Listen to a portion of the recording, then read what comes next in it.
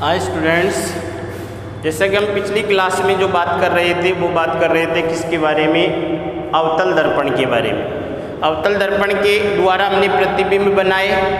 एक कंडीशन अवतल दर्पण में ऐसी थी जो हमने अपवाद माना, जिसमें बिंब को कहाँ रखा, अपन ने ध्रुव और फोकस बिंदु के मध्य में रखते हैं।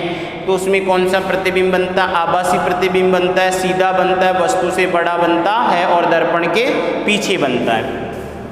आज हम पढ़ने वाले हैं उत्तल दर्पण के बारे में। उत्तल दर्पण द्वारा प्रतिबिंब का निर्माण।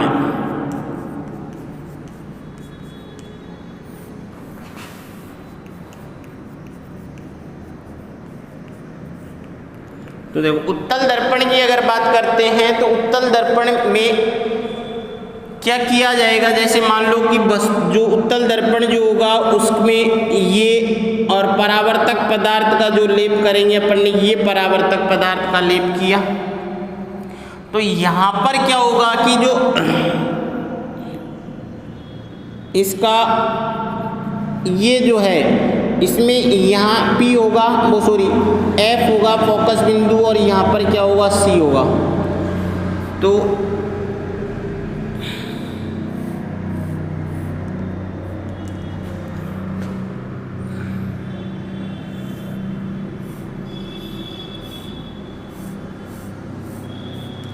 ये तो अब देखो, यहाँ पर अपन वस्तु जो है उसको कहाँ रख सकते हैं, या तो उसको अनंत पे रख सकते हैं या अनंत और P के मध्य रख सकते हैं, क्योंकि दो ही कंडीशन बनेगी, या तो अपन को अनंत पे रख दें या अपन कहीं भी बीच में, क्योंकि फोकस बिंदु और वक्रता केंद्र जो कहाँ है, दर्पण के पीछे। अब यहाँ पर सबसे पहले अपन वस्तु को कहाँ रखा मैंने, अनंत पर। जब बिंब अनंत पर हो, बिंब कहाँ पे हो, अनंत पे।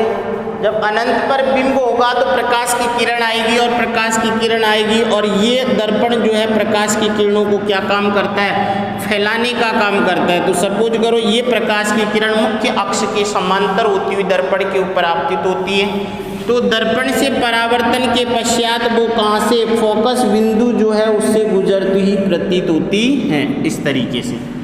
तो यहाँ पर जो है इस तरीके से, अब ये दोनों प्रकाश की किरणों को अगर पीछे की तरफ बढ़ाया जाता है तो ये ऐसा प्रतीत होता है कि कहाँ से आ रही है, फोकस बिंदु से आ रही है, परंतु वास्तव में ऐसा नहीं होता है, इस तरीके से। तो ये दोनों प्रकाश की किरण जो है वो कहाँ मिलती है, फोकस बिंदु पर मिलती हुई प्रतीत होती हैं। दोनों प्रकाश की किरण कहाँ, कौन से बिंदु पर, फोकस बिंदु पर।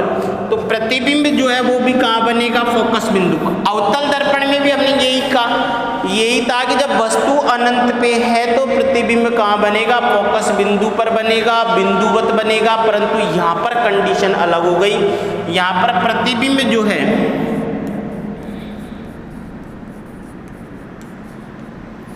प्रतिबिंब कैसा है, पहली बात तो सीधा बनेगा। यहाँ पर कैसा बनेगा, सीधा, बिंदुवत, छोटा, बिंदुवत हो गया, छोटा हो गया। उसके बाद में आभासी, कैसा होगा, आभासी, दर्पण के पीछे कहाँ बनेगा, दर्पण के पीछे बनेगा। और कहाँ बनेगा, फोकस बिंदु पर बनता है। और कहाँ बनेगा, फोकस बिंदु पर। तो देखो सीधा हो गया, उसके बाद में जगह हो गई बिंदुवत, आभासी हो गया। सीधा प्रतिबिंब हमेशा कैसा होगा, आभासी होगा। और दर्पण के कहाँ बनेगा, पीछे बनेगा। सीधा तो बन रहा, कहाँ बन रहा है, यहाँ पर इस पॉइंट पर क्या बन रहा है, इसका प्रतिबिंब बनेगा। कैसा बनेगा, सीधा बनेगा, बिंदुवत बनेगा। जब वस्तु कहाँ है, अनंत पर है। किसके द्वारा, उत्तल दर्पण के द्वारा। ये बात की दूसरी कंडीशन देखते हैं, तो इसमें दो ही कंडीशन होंगी, या तो अनंत होगा या P और अनंत के मध्य में होगा। वो अपन कहीं भी रख सकते हैं। देखो यहाँ पर तो अगर मान लो जब वस्तु या जब बिंब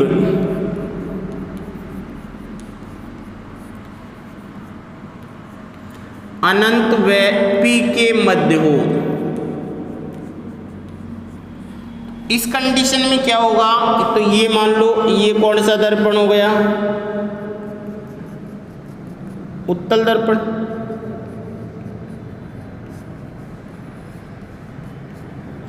ये इसकी कौन सी अक्ष हो गई, मुख्य अक्ष।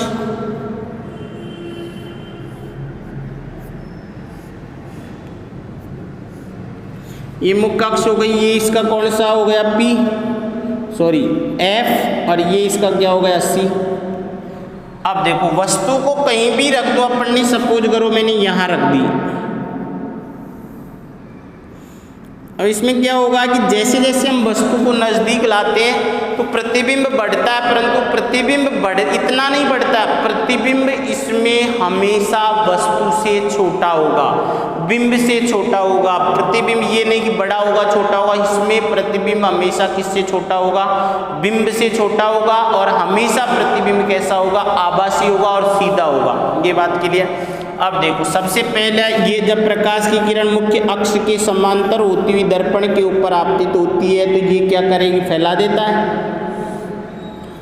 और अब ये कहाँ से गुजरती हुई प्रतीत होगी, फोकस बिंदु से गुजरती हुई प्रतीत होती है, अर्थात ये फोकस बिंदु से आती हुई प्रतीत होती है।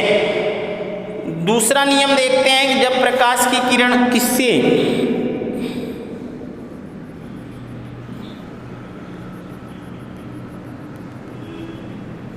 तो दूसरा नियम जो होगा वो ये हो जाएगा, वक्रता केंद्र से होती आपतित होगी तो उसी पथ से क्या हो जाती है, वो गुजर जाती है। तो इस तरीके से जिस पथ से वो जाएगी उसी पथ से वापस आ जाती है। दोनों प्रकाश की किरण जो है वो कहाँ मिलती है, इस बिंदु पर मिलती है। अब यहाँ पर देख सकते हो आप, प्रतिबिंब कैसा बनेगा, सीधा बनेगा, दर्पण के पीछे बनेगा, छोटा बनेगा और आभासी बनेगा। तो यहाँ पर जो बिंब जो है, प्रतिबिंब जो है, प्रतिबिंब कैसा होगा, यहाँ पर सीधा, बिंब से छोटा,